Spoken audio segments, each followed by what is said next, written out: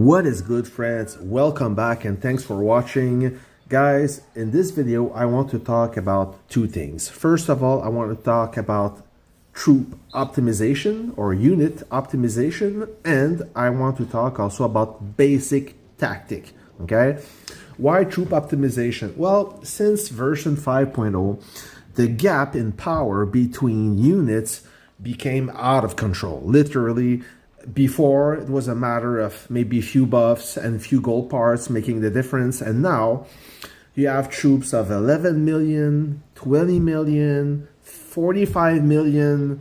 That is crazy, and the only way you can stay competitive on the battlefield is by optimizing your troops. What do I mean by that? Well, it's quite simple. Let's take me for example. Okay, so right now, as we speak, in my 5 ground units, I have a 1 Vanguard MBT, 2 Martyr's Watch unit, 1 helicopter and 1 rocket launcher, and 2 Liberty artillery. Air Force, I got all 3 Vanguard planes, 1 OK bomber, I guess, or weak, and 1 decent fighter. Now, first of all, on the battlefield, and this is for the new player, okay? The new player out there who just downloaded the game or maybe are a month in the game, your goal may be to upgrade all those ground units at the same level so they are equally as powerful. And this is not what to do. Why? There's many reasons why you should only have one dominant unit in your, not in your march, but in your inventory, or I mean in your units available. Why only one when you can have up to 5 ground units? Well, the reason is quite simple. First of all, it's really difficult to manage 5 units on the battlefield.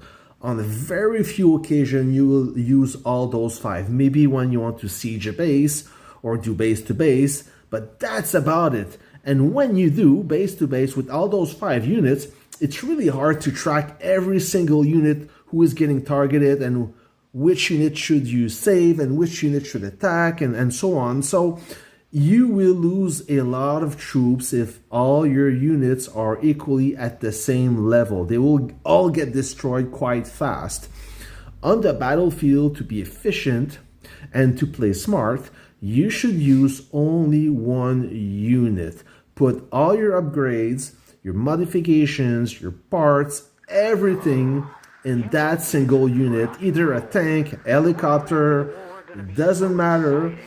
Get used to that unit. By only having to manage one unit, you will know your unit much better. You will know its strength, you will know its weakness, you will know which enemy or which unit you can engage without suffering too much. Because in this game, how can I say that? It's more sustainable to manage one unit because you will lose a lot less troops on the battlefield. You will learn to play a clean game. Okay, that's the trick, to keep playing when everybody else is running out of reserves. Because if you're out of reserves, you can no longer help your alliance. Okay, so in my case, what I did, it's quite simple. I managed 2 units instead of 1. I have enough resources to have 1 strong main battle tank, which is my most popular unit or my most common used unit. And I have also a decent artillery, which, by the way, will turn into a 9 stars tomorrow. All right. Why 2 units? Because I think that armor needs artillery to be effective, and artillery needs to be backed up by armor all the time. So I don't have to depend on a tank when I use my artillery. I can manage 2 units at the same time. I got used to it. It's quite easy for me to do that. But 3, 4, or 5, no way. Even me, I can't do it. you will lose track of something, and you will find out sooner or later that you lost a troop and you don't know what happened. Okay? Also, the benefit of using one strong unit, putting all your modifications, your upgrades into one unit, it's for the arena. In the arena, your power will be based on your most powerful unit. So if one of your unit is at 120 million, all your units will be at 120 million. Okay? If I press challenge, you see all my units are grade or 9.1 stars, but only my main battle tank is. So you will benefit from that trick into the arena to be more competitive and claim more rewards. So instead of running in the battlefield with 5 average units, have one, start to know your unit, strength and weakness, you will better approach your target, and you will stay competitive. So let's do a follow-up, not a follow-up, but a follow-through with what I'm trying to say with you, okay? So if you click on army, now, I don't want to do that. I want to go in unit, right? So this helicopter, I never use it. I hate it. I don't know why. I had no choice, but I don't like it. The taking off and landing is driving me crazy, and this will be fixed in the next update, by the way. But I'm not a fan of the helicopter. The Katyusha is also very low tech, and I want to upgrade this because I think it has its place on the battlefield. It's a very interesting unit. And what else is at the minimum? My second artillery. So if I only use my main battle tank and this artillery, what should I do to stay more competitive? I'm going to show you what I'm trying to explain here. So first of all, this, I'm going to get rid of it. Okay? So I'm going to flush it. I'm going to remove it. I will reset this unit. So I go to base. I go to my disassembly plant. Okay? And I will reset that helicopter right there. Reset, exactly. So, boom, reset, 20 gold. That's nothing. Okay, so now I'm back to 7.2 Tank Hunter. All the parts or the keys, the wrenches I retrieve from resetting that unit will go on into my main battle tank, because in the parts, I have 67 wrenches. I can go up to 100. And how many parts can I upgrade? Ooh, only one. Oh, bummer. Well, the higher you go, the more expensive it is. So at least that's one more part, right?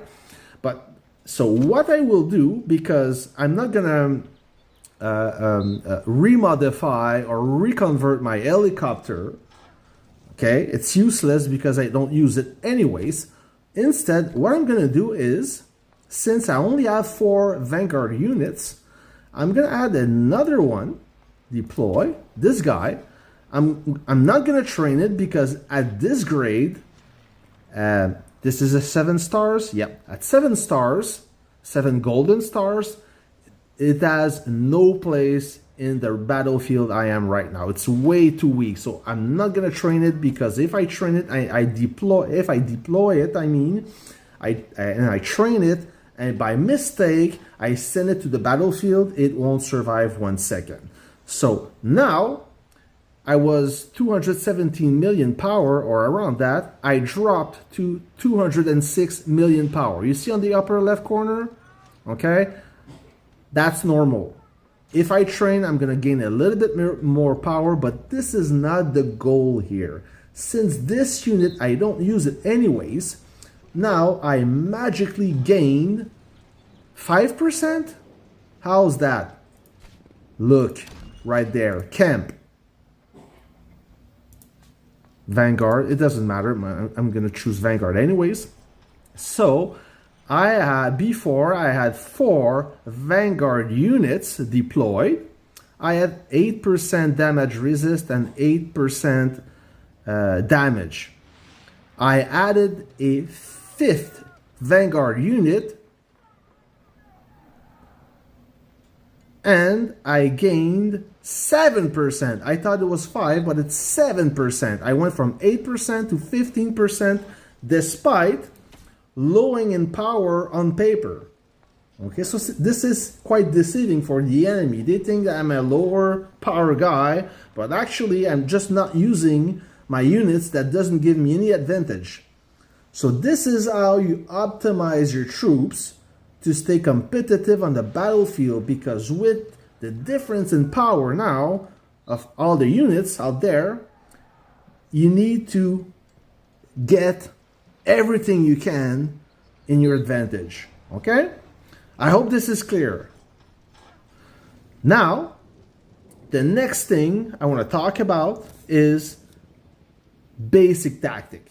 Okay, so I'm gonna roll some footage that you may have seen before. I'm gonna play it anyways. I'm gonna comment on that. I'm gonna explain you how to play smarter on the battlefield.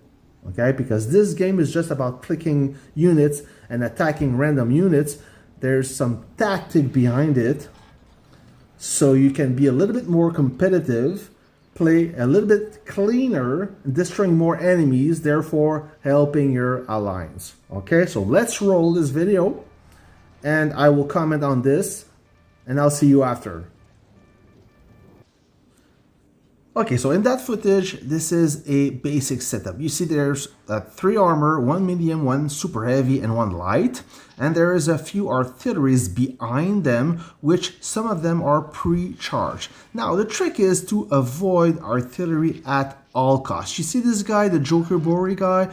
I don't know why he's going so deep behind the enemy. You have no business going there. Me, I'm just hitting the tanks, avoiding the artillery. Stay out of range, guys, because distance is your friend. Keep distance from artillery at all costs. So now they made the mistake. I busted a few tanks. Now the anti-tank gun did a bad choice of approaching. Now he's trying to retreat, but while he's retreating, he cannot attack me, and therefore I destroy this anti-tank. Now it's time for this light tank to taste a bit of the medicine. Now my friend's coming for backup. Okay, and you see now I'm getting pounded by artillery. I go back, no big deal. Those guys, they will just track me. They will follow me into that trap away from their artillery support. So this is how you fire smart. There's no rush to try to destroy the artillery when you will be under fire from many enemies at the same time. You want to avoid getting surrounded. Of course, when you have so much, when you have a unit that much powerful like Neo with his super heavy, yeah, you can take a beating, but still you could have retreated a little bit sooner to avoid all this fire. So me, I'm avoiding all that fire, and I can destroy enemy units trying to go away, because like I said, while they run away, they cannot fire at me. Right? Now you see, I stay out of this. No thank you, I stay away. Now Neo will get destroyed almost. So this is what I know some of you are eager to kill some artillery because they are easy target, but you have to look a bit further down the road. Who's behind those artillery? Is it a good move to attack them, or you will lose too many troops? You have to think about that just for a second. How many units are behind? How many of them are in range? Shall I attack? What are the odds of me surviving this battle? Okay, so instead of trying to kill as much as possible, also think about, will I be able to survive that battle? Is it worth it to lose all my troops, my full march against those guys? If you think it's worth it, then you're basically just trading kills. And when you trade kills, you make no progress. So that's how you play smart. Pick your enemy, which one you think you can kill faster. Make sure you have as much distance between you and the enemy. Okay, so that way you're out of range from most of the artillery, and then attack. And when you feel the heat, just pull back. They will follow you. Okay, they're just like that. Most of the enemies, most of your opponent, they will not think about that. They will just follow you, and you can bait them into a trap and kill them all. Guys, that's it for the basic tactic. I don't want to go into much detail. I don't want to give you a full course about that, but try it. Okay, attack the enemy, bait them into your artillery. Now you'll be setting the trap. Okay, good luck.